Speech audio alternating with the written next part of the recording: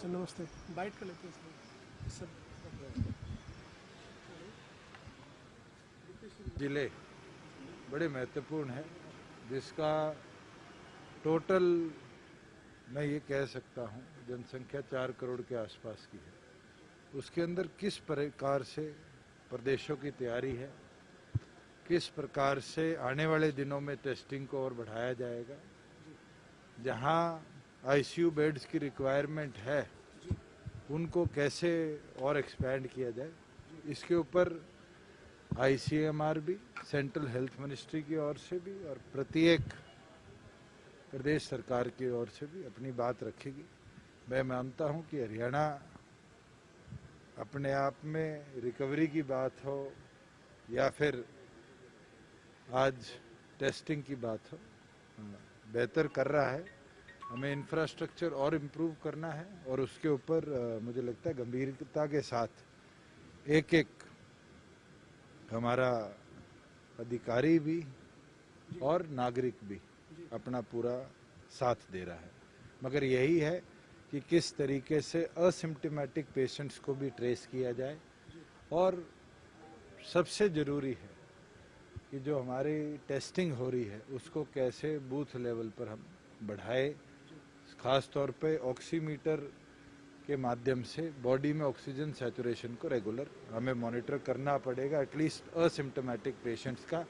क्योंकि उत्तर प्रदेश के अंदर 3 ऐसे केसेस आए हैं जो असिम्प्टोमेटिक थे और 24 आवर्स के अंदर उनके ऑक्सीजन सैचुरेशन कम होने की वजह से उनकी डेथ हुई है। तो मुझे लगता है कि प्रदेश के राज्यों में जो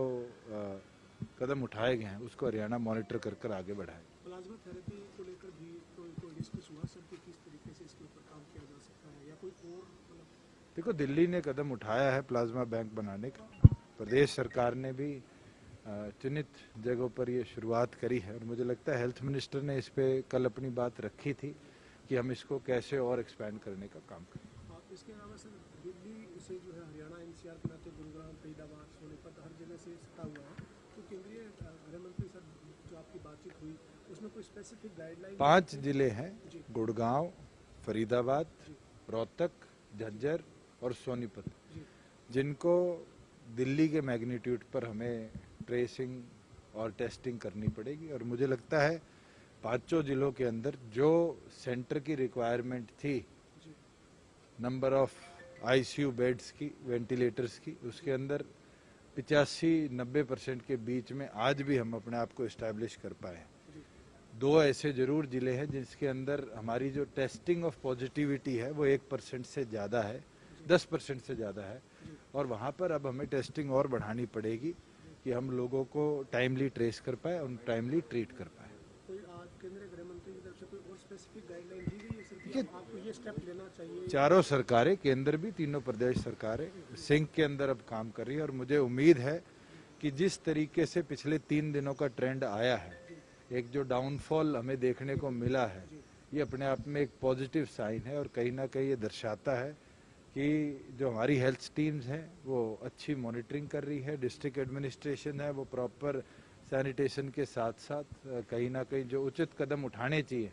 इस महामारी से बचने के लिए उनको उठा रहे हैं। बॉर्डर पर आवाजाही या कमर्शियल एक्टिविटीज वो सब तमाम चीज़ अनलॉक 2 के अंदर क्लियरली डिफाइंड है और मुझे लगता है कि सामान्य तरीके से वो चलती रहे। इसके साथ ही सर इस बैठक के अलावा पंचायत विभाग के लिए आपने आदेश जारी कर दिए हैं कि चुनाव जो है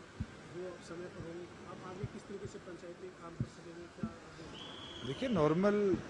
फंक्शनिंग पंचायतों की चल रही है, कई हमें चेंजेस और डेवलपमेंट करनी है, उसके ऊपर जरूर हम कदम उठा रहे हैं। सर